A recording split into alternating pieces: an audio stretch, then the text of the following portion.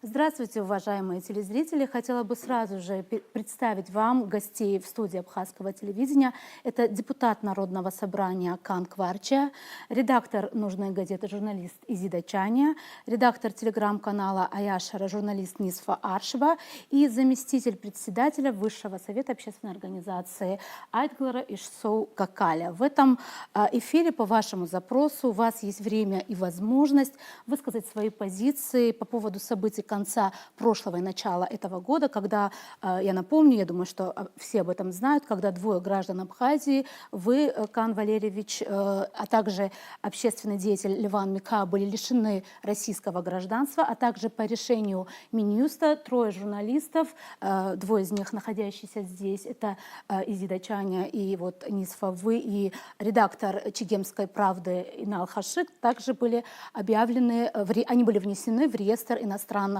агентов. И сейчас у вас есть время и возможность высказаться по этому поводу. Пожалуйста. Дорогие друзья, дорогие жители нашей страны, тема сегодняшнего нашей встречи и нашего разговора будет вокруг того, что отношения в целом между Россией и Абхазией, есть ли настроения антироссийские в Абхазии или нет, и самый главный вопрос – отношение нашей власти, я не побоюсь этого слова, отношение к нашей власти к патриотам Абхазии. Таковым я считаю тех людей, которые сегодня сидят в студии, и тех, кого еще нету. Ну, по разным причинам. Каждого из нас знают все. Я думаю, что любой сегодня может дать характеристику каждому из нас, и потому я хочу сказать, что сегодня получается, что быть патриотом и отстаивать интересы своей страны становится опасным делом. Если ты сегодня начинаешь говорить о тех проблемах, которые могут помешать даже в отношении между Россией и Абхазией, те неправильные шаги или те высказывания ненужные, да, это могут интерпретировать так, что ты какое-то там негативное отношение высказываешься в сторону нашего партнера там, и союзника касаемо Российской Федерации. Вообще, хотелось бы небольшой экскурс сделать вообще самого вопроса. Как вы помните, при, как говорится, так скажем, правлении Аслана Абжани стали перед Абхазией очень тяжелые вопросы. Одним из таких вопросов было это, значит, разрешение на строительство апартаментов. Народ очень был возмущен этим вопросом, общественность, интеллигенция, ученые, все остальное, все здравомыслящие люди понимали опасность всему этим процессам. И, естественно, и парламент свое отношение начал высказывать. Понятно было, что было большое давление на парламент, большое давление, возможно, я сейчас всех нюансов не знаю, наверное, и на правительство Абхазии, но другой вопрос, кто как себя повел.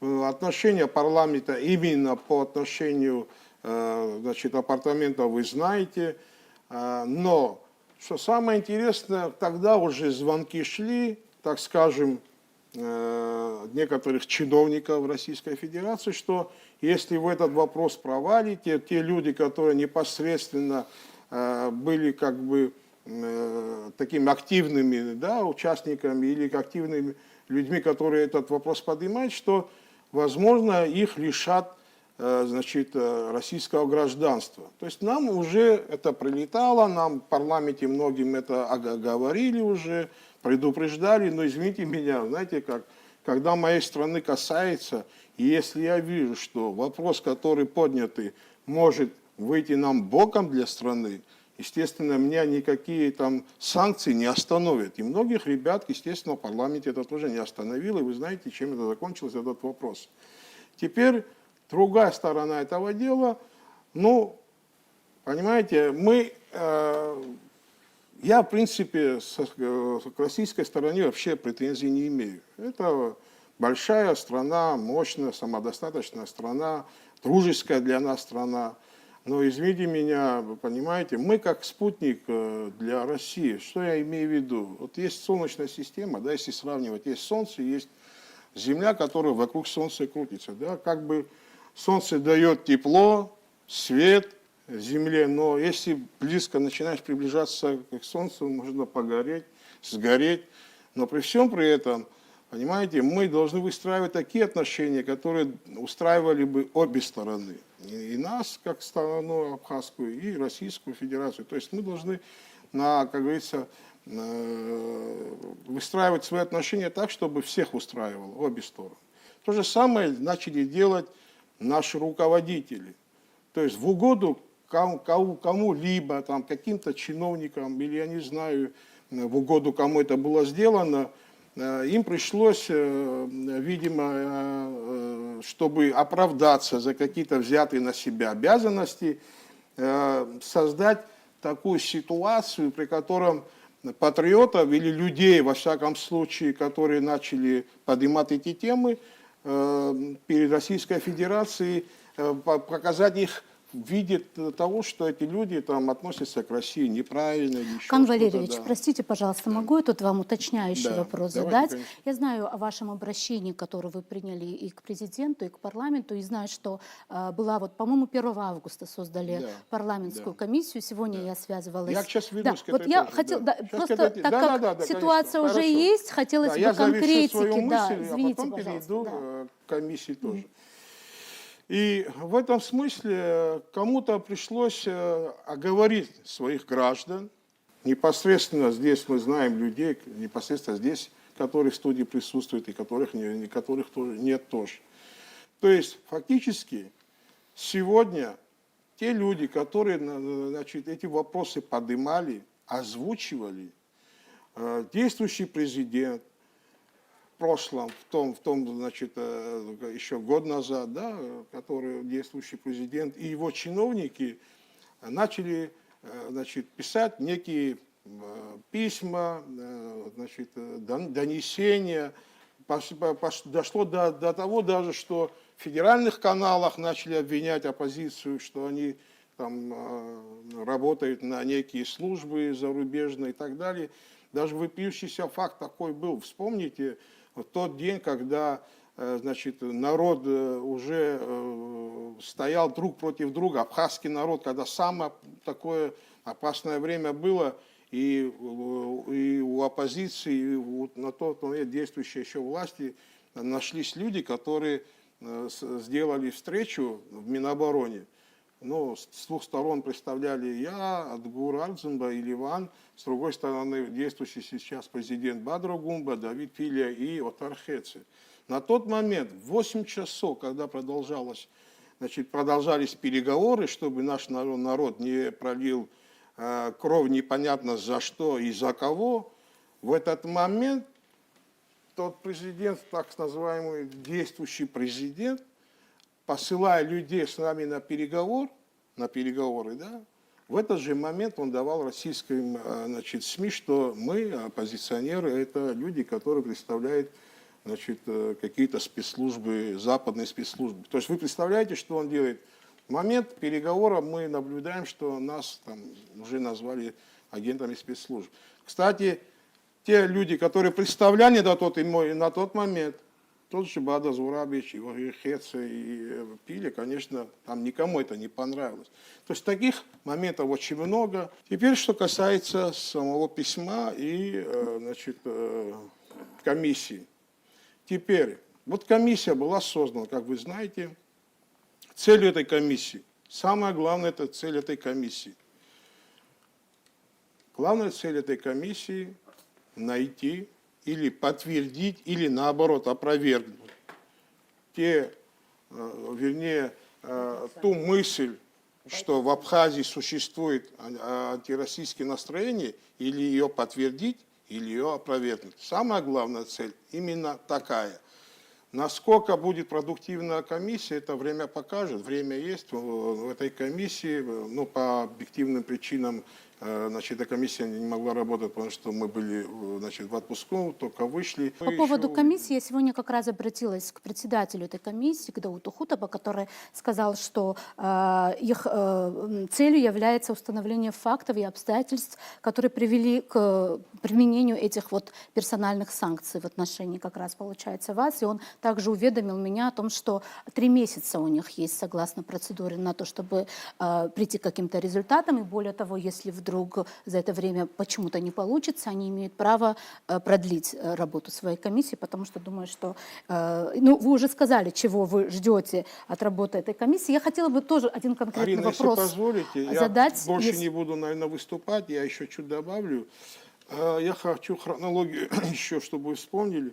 Последним триггером всего, что от сегодняшней ситуации произошло, это последнее, значит, соглашение, которое нам предлагали. Да? Мы его отстояли. Это соглашение в конечном итоге стало причиной отставки президента, который принял, значит, и действующий президент, и весь народ понимал, что это большая была ошибка. Для меня что самое главное во всей этой ситуации? Есть ситуация с гражданами Абхазии, есть ситуация, значит, с общественными деятелями, есть ситуация, в конце концов, с депутатом парламента. Я представляю власть сегодня, правильно? Я, понимаете, дело не в Кане Кварче, абсолютно. Дело в том, что все-таки я власть представляю абхазскую. Я напомню еще один момент такой. Вспомните, когда был Бжани оппозиционером, был случай, когда его остановили на границе. Если помните, кто не помнит, могу сейчас я тем более напомнить. Была такая ситуация, Бжани останавливают на границе, на этом фоне покрышки начали сжечь, перекрывать дороги и так далее. Произошел такой, знаете, несанкционированный хаос в Абхазии. Я лично был свидетелем, когда на тот момент действующий президент Абхазии Рауль Джункович Хаджимба набирал и разговаривал с послом, значит, который находился в Абхазии, что это недопустимо, что это нельзя делать. И он просил, и он звонил и в Совбез России. Я не один там был, чтобы, я не скажу, что это передо мной было, там была масса людей, которые это видела, лицезрела. Он звонил, значит, в Совбез России, то же самое он говорил. И самое главное, вспомните хронологию следующую. Через день или через два Аслан Кубахи, будучи министром МВД, это не политическая должность, он как министр МВД не мог такую характеристику давать, но он при всем при этом еще был и первым вице-премьером. И потому хочу, чтобы вы вспомнили, он официально выступил и осудил это действие. Осудил, оценку дал действий Российской Федерации по отношению даже, значит, оппозиционеру, но самое главное, гражданину Абхазии. Что сделала страна наша? Что сделал президент? Что сделало правительство?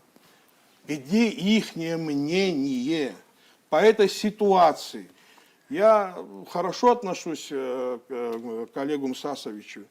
Да, кстати, вот говорят, была встреча ваша да, с ним, вот с я сейчас министром как раз иностранных прокомментирую, дел. и я, наверное, закончу.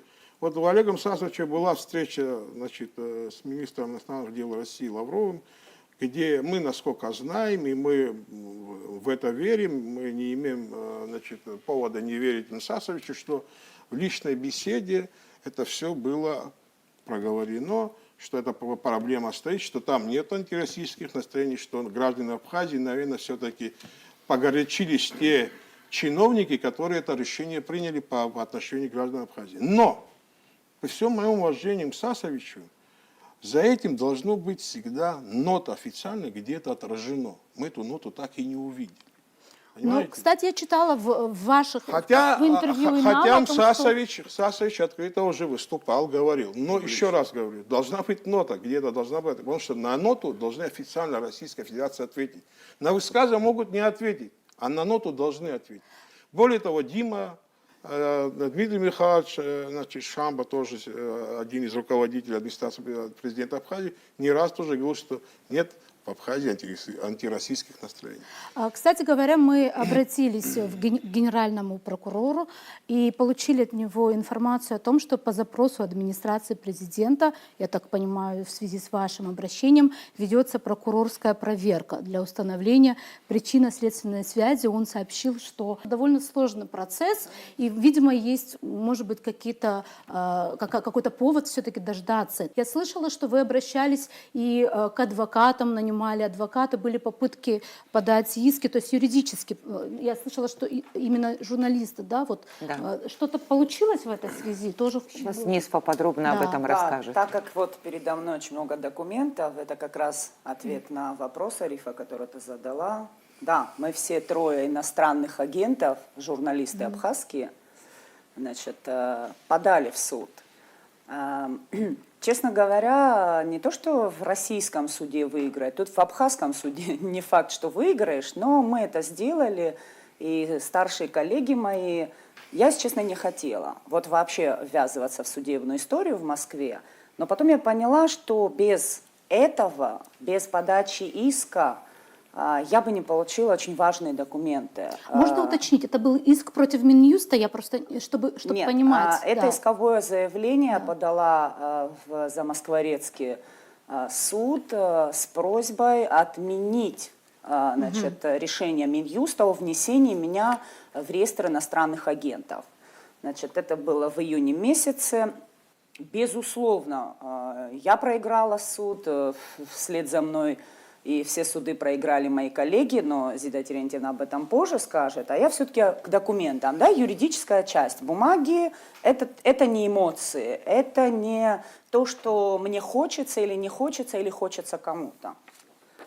Вот такой документ, вот это все, это один документ. То есть это более 80 листов.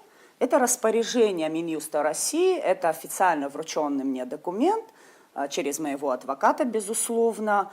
Значит, согласно которому я стала иностранным агентом. Тут имеет значение, что же мне вменяется. Опубликован пост, касающийся действий руководства Республики Абхазия. Все документы, которые Минюст... И чтобы было понимание, это не просто какой-то там лист.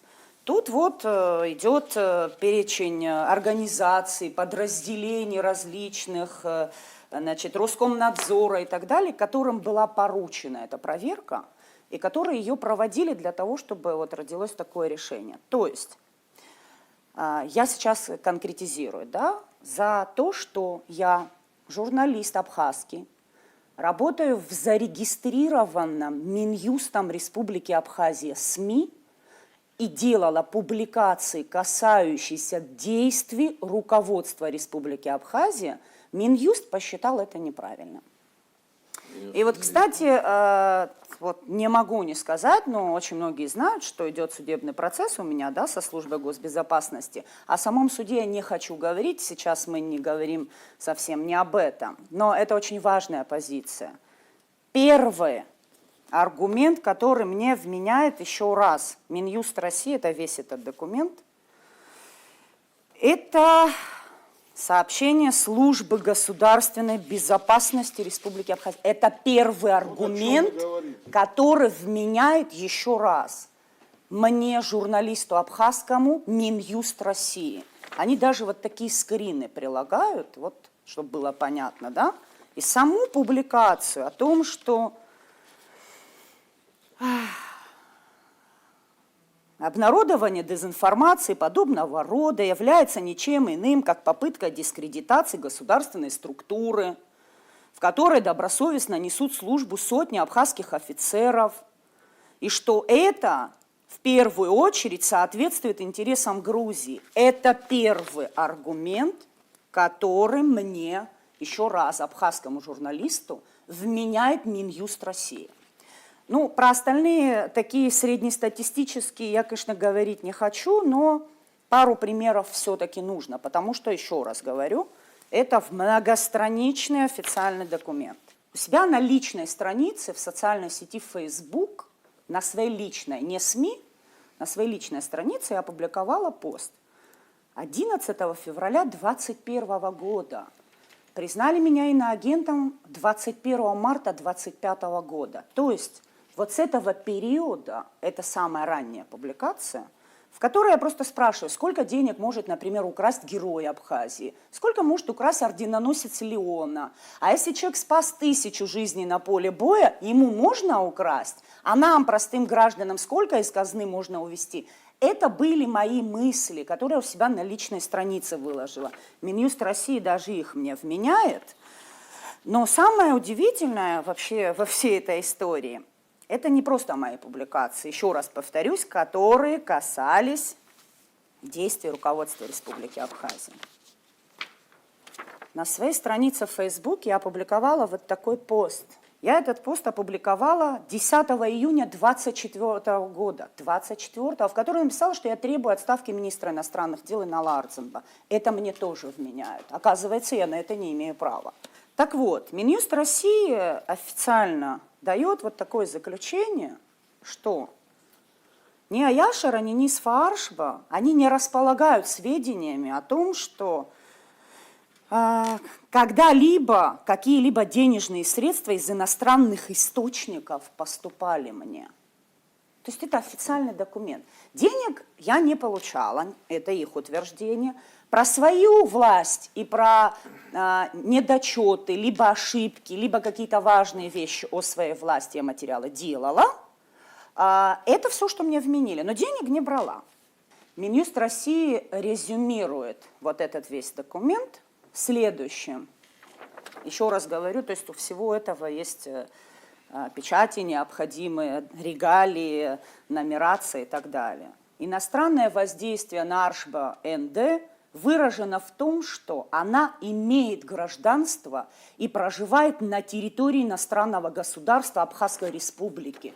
Точка.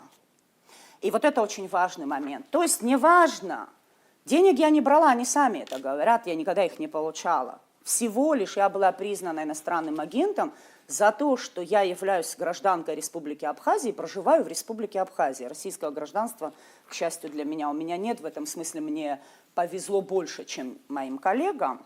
Но теперь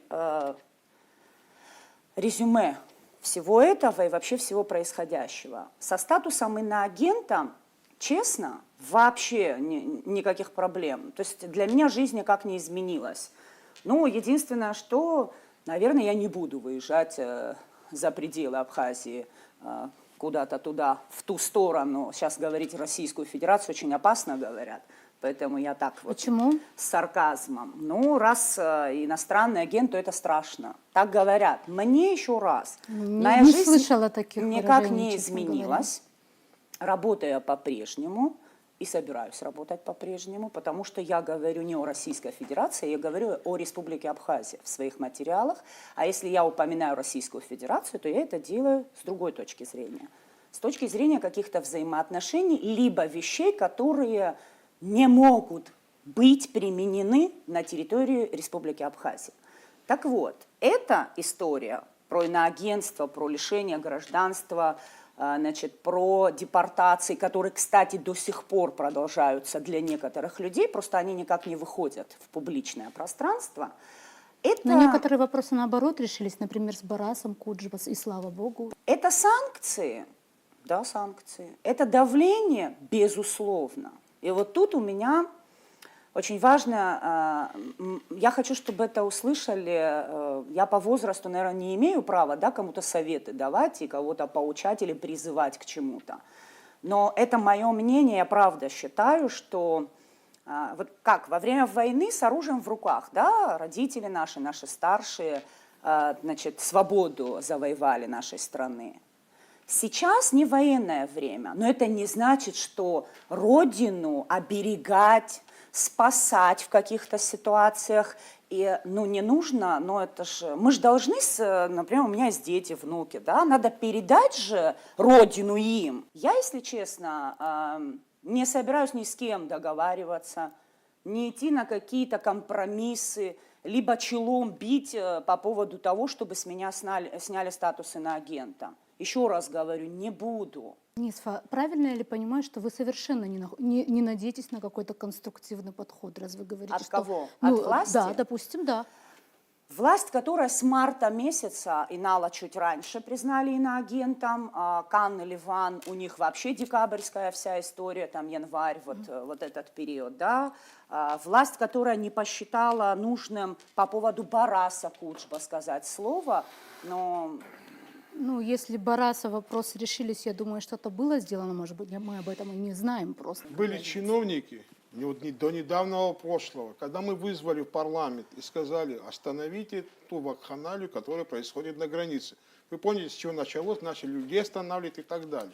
Мы пригласили, весь парламент был очень озабочен этим вопросом, пригласили на тот момент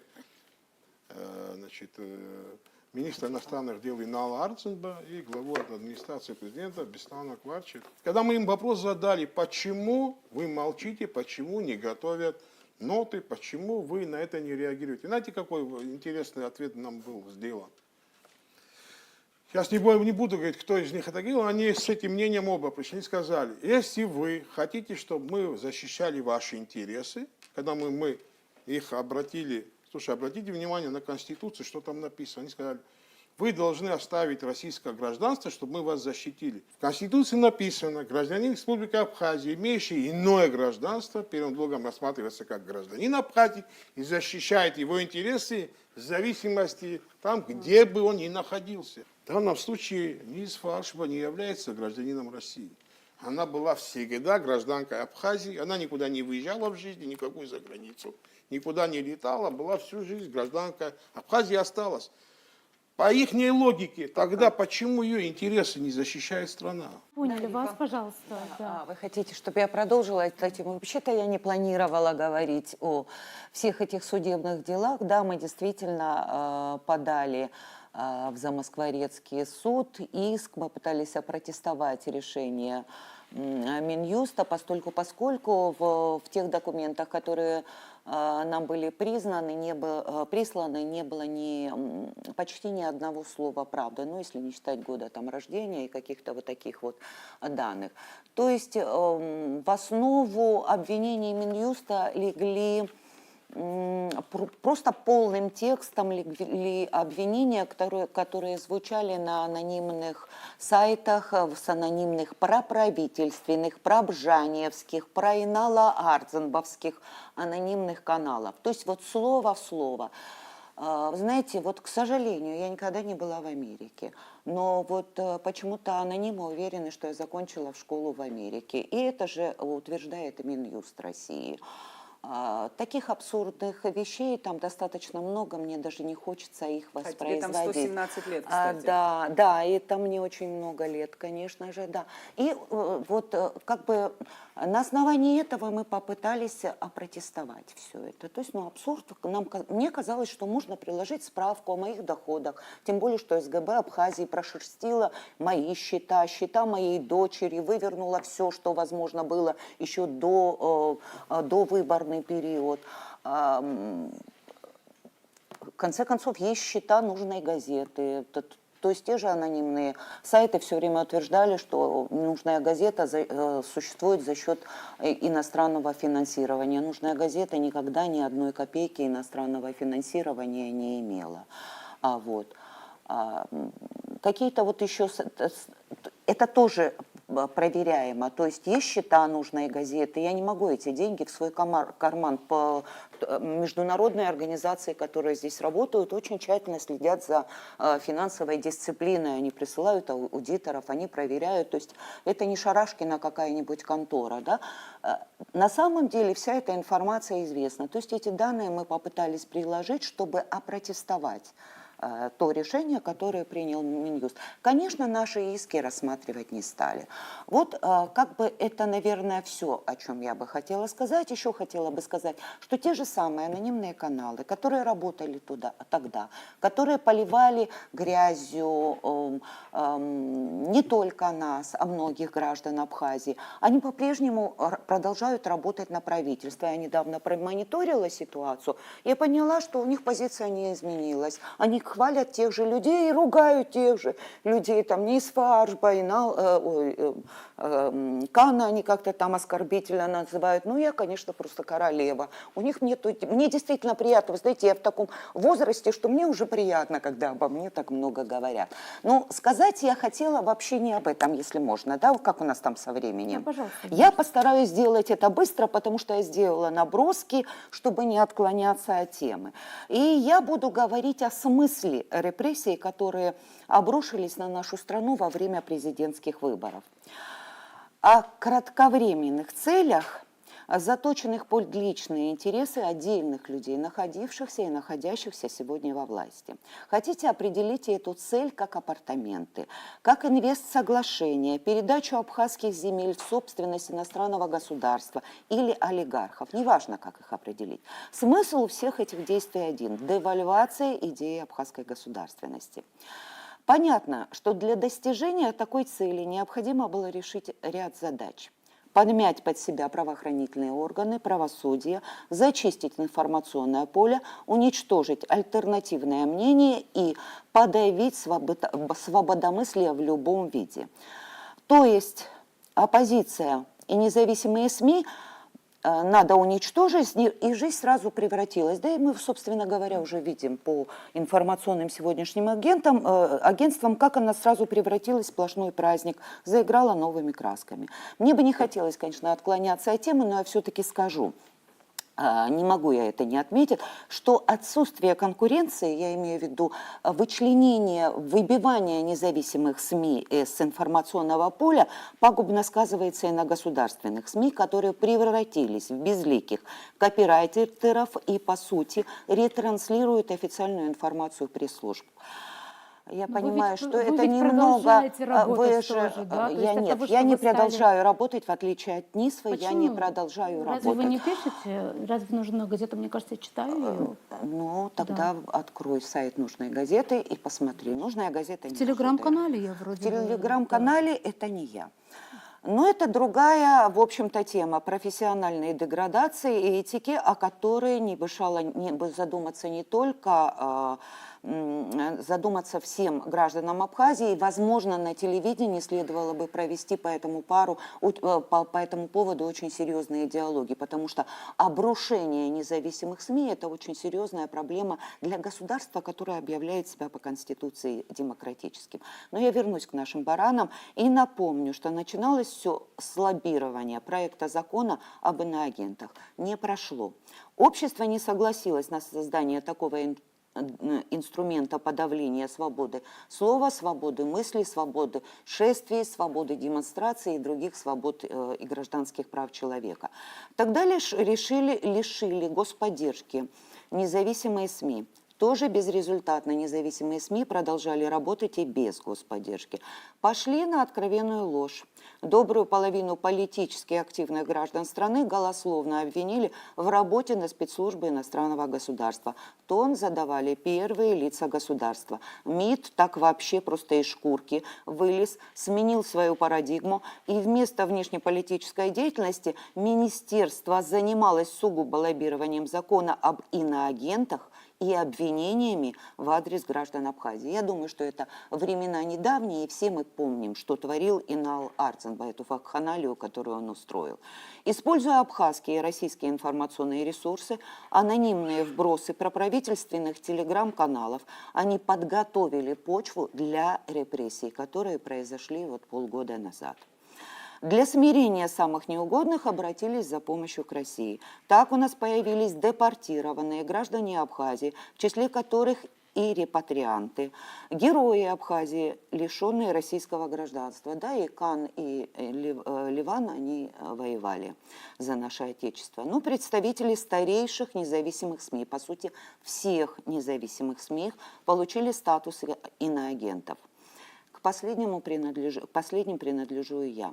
И, конечно, возникает вопрос, а есть эффект у всех этих выборочных репрессий, конечно, есть. Страх попасть под жернова истории. Простым людям всегда это очень страшно. Поэтому мы видим, как замолчала оппозиция, независимые СМИ, которыми мы так гордились. Я вам напомню, что 10 лет назад наши президенты, выступая с различными речами, говорили о том, что, с гордостью говорили, о том, что в Абхазии существуют независимые СМИ. Мы знаем, что иностранные журналисты, приезжая к нам, всегда очень удивлялись и восхищались тем, что у нас существует независимая пресса. Да, остановлен процесс репатриации. Гражданское общество запугано и боится даже размышлять на темы болезненные и актуальные для нашей страны. Сегодня власть вроде как сменилась, но по всем признакам это продолжатели дела Бжаня. Я недавно просмотрела поручения президента, о которых очень много сегодня говорят, да, их обсуждают, в том числе в какой-то такой неописуемый восторг пришли даже некоторые бывшие представители оппозиции, да, и я хотела бы обратить внимание, да, там говорится об экономике, о сельском хозяйстве, но там ни слова не сказано в защиту прав граждан Абхазии, а это первейшая задача президента. Сегодня за пределами Абхазии находится огромное количество многодетных матерей, которым нужна помощь. Эту помощь ни в одном поручении Бадры Гумба помощи этим женщинам не присутствует. Я мониторила различные информационные агентства, и мне на глаза попалась информация о том, что в Белоруссии по каким-то там очень сомнительным предлогам осуждены там журналист, какой-то проповедник и так далее. Они обладают двумя гражданствами. Они обладают гражданством Белоруссии и гражданством Польши. Но живут в Белоруссии. Польша вступилась за них. Руководство Польши просто ведет боевые действия. Ну, боевые действия, это я, конечно, говорю в кавычках, с руководством Белоруссии, защищая права своих граждан. Я очень позавидовала польским гражданам. И немного личного. После июльских событий 1989 года меня уволили с работы по требованию грузин. Это было в Абхазской автономии Грузии. Оказывается, я не там была и не с теми находилась с 15 на 16 июля. Спустя 35 лет история повторилась. В независимой республике Абхазия опять выяснилось, что я опять не там и не с теми. И меня по просьбе Бжания признали иноагентом в России. У нас есть некоторое отличие от других стран, где установлен авторитарный режим. Нам, гражданам Абхазии, делать ноги некуда. А у репрессий, как показывает история, не существует предела. Со СМИ и оппозицией они обычно только начинаются, а затем от точечных целей переходят к массовым. Поэтому этот процесс надо остановить, пока не стало поздно. И я считаю, что наши люди не должны игнорировать то, что сегодня происходит. Уточнение, по-моему, спецкомиссия все-таки создана по вопросу женщин, которые вот, я имею в виду... И что дальше? Ну, я думаю, что это все И равно что? начало какой-то работы. Ну этому началу уже полгода, да. Да, ну вы знаете, не все сразу Нет, делают. Арифа, нет, не надо насчет все сразу, ничего не делается. Женщинам, как вот группе многодетных женщин Абхазии, помощь со стороны Абхазии никакая не оказывается. Многие из них, да, там есть аферистки, но большинство из них было просто введено в заблуждение. Мы на каждом углу видели эти объявления. Женщины Абхазии, обращайтесь, мы вам окажем помощь в оформлении. Многие считали, что раз мы граждане Абхазии, значит, мы имеем право на эту помощь. Это руководство страны должно было сказать. Вот это то, что правоохранительные органы, прокуратура должна Почему-то была я не сказать. решилась, например, обратиться вот за этими объявлениями. Ну, Все-таки, вот ты мне не кажется, решилась, да. нужно включать критическое мышление. Значит, ведь у тоже. тебя не такая проблемная ситуация была, как у многих других Я женщин. думаю, что вы не Многие можете знать о живут моих на грани проблемах. выживания. Давайте Да. тогда вернемся, пожалуйста, Эрсу Иванович, что вы хотели сказать. Спасибо. Ну, во-первых, я хотел бы начать с того, что меня никто ничего не лишал. Ни иноагентом не объявляли, ни гражданства не лишали. Но, тем не менее, я нахожусь в этой студии. И я прекрасно понимаю, что то, что мы сегодня делаем в этой студии, оно ломает общую картину в средствах массовой информации, общей идиллии и благополучия. Понимаете? Я тоже хорошо понимаю. Вот я должен сказать, что я представитель поколения, которое с самого молодого возраста стояли у истоков строительства этого государства.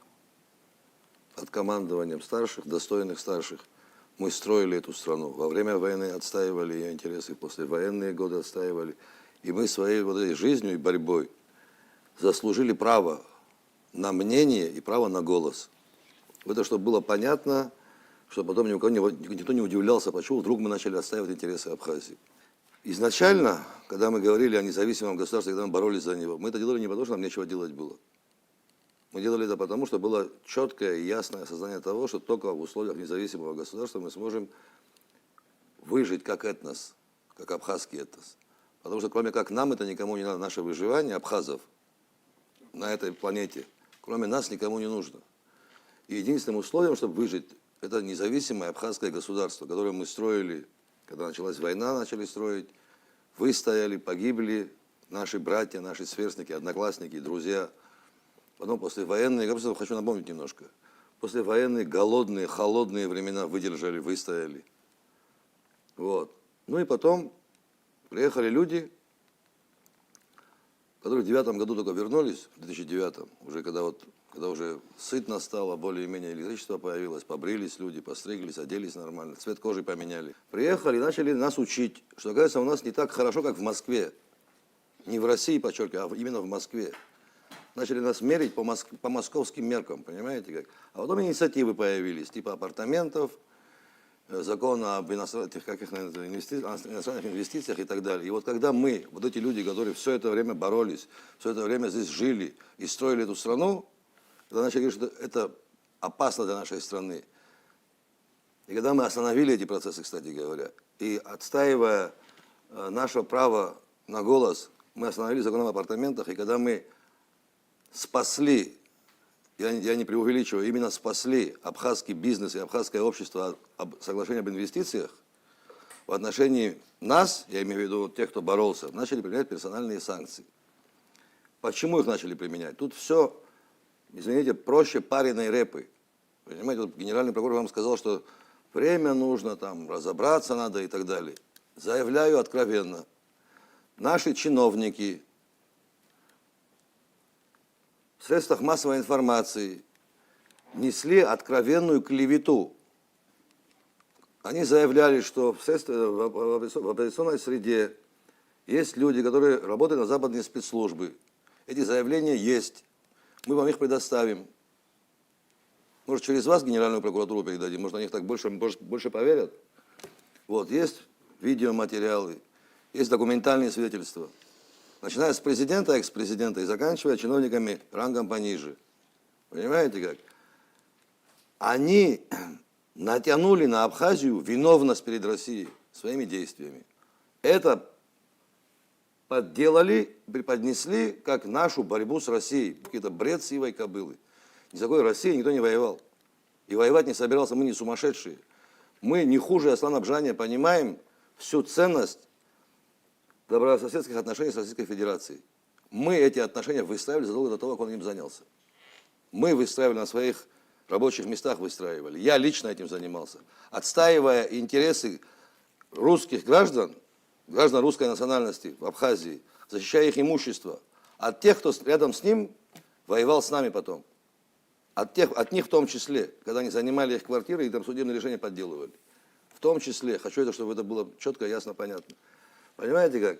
Поэтому у меня вопрос. После всего, что случилось, мы должны снова объяснять нашей власти, что они должны защитить наши права, права вот этих людей.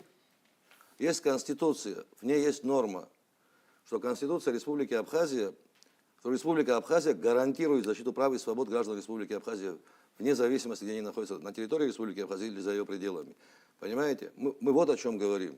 Почему наша власть сегодняшняя не может публично выразить свое мнение по этому вопросу? Хоть какое-нибудь, они за или против, они согласны с этим или против этого. У нас сегодня наблюдается формирование новой элиты, покладистой и на все готовой. Это процесс разрушения абхазского независимого государства. Мы так это видим, и мы имеем право на то, чтобы это видеть так. Мы это право заслужили. Мы не туман, мы не облако, мы не рассеемся, мы не умрем. Мы здесь жили и планируем жить. Мы сегодня пришли сюда не просить, чтобы вернули кому-то гражданство или статус иноагента сняли. Нет, не для этого. Мы сюда пришли, чтобы сообщить абхазскому народу, что происходит в стране. Чтобы обратиться к власти, чтобы она выразила свою позицию и привлекла к ответственности виновных лиц. которые публично клеветали на граждан Абхазии. Вот зачем мы здесь. Это очень важно знать. Чтобы это не выглядело, что мы просим... Возможность Бата Зуравович имеет. Но если он еще на самом деле не залез, так скажем, глубоко во все тяжкие, у него есть шанс этот вопрос исправить, это поддержать свой народ. Мы пришли защитить интересы государства и общества нашего. Для нас чужих людей нету. Спасибо. Мы готовы, чтобы абхазский народ был единым. И, как Ишсай Иванович иногда любит говорить, ходить в одну сторону, одним шагом. Мы готовы, если нормально, здоровые силы есть. И он, если молодой еще человек, он может это все, у него есть это шанс сделать. Да, спасибо большое. Ваши позиции понятны. Подытоживая этот эфир, просто хочу еще раз напомнить телезрителям в первую очередь, что я думаю, что вот ваши коллеги в парламенте пытаются разобраться с этим вопросом. Все-таки это парламентская комиссия и законодательная власть. Я думаю, что мы можем на них тоже рассчитывать, Арифа, наверное. да, Есть смысл... По поводу комиссии пару слов тоже хочу сказать. Вы знаете, Да-да-да. мы уже очень Да, долго да, понял, в эфире, хорошо. да. Всё, молчу. Извините, пожалуйста. И поэтому, наверное, есть смысл дождаться вывода в этой комиссии. Прокурорская Конечно, мы все-таки дождемся. есть генеральный прокурор. Но почему нет? Потому что это все-таки структуры и органы, и мы хотим, чтобы услышать их Арифа, мнение. вы понимаете, в чем дело? Мы верим и парламенту, и прокуратуре. Ну, вот И я в про нашей, это же и и в говорю. нашей ситуации было бы самое удобное, сейчас самое удобное было бы для нас, вот для меня, в частности, как гражданина республики, было бы очень удобно, если бы прокуратура выполнила свои обязанности в полном объеме. И парламент свои контрольные функции включил бы и выполнил бы в полном объеме. Мне было бы это очень удобно. Я бы сейчас занимался своими делами, а не здесь сидел бы в студии, понимаете? Я то же самое говорю. Да, есть но, понимаете, всегда есть но, к сожалению, большому. Пока что из того, что происходило, у меня есть основания сомневаться. Спасибо большое. Вам спасибо огромное. Благодарю вас. Спасибо.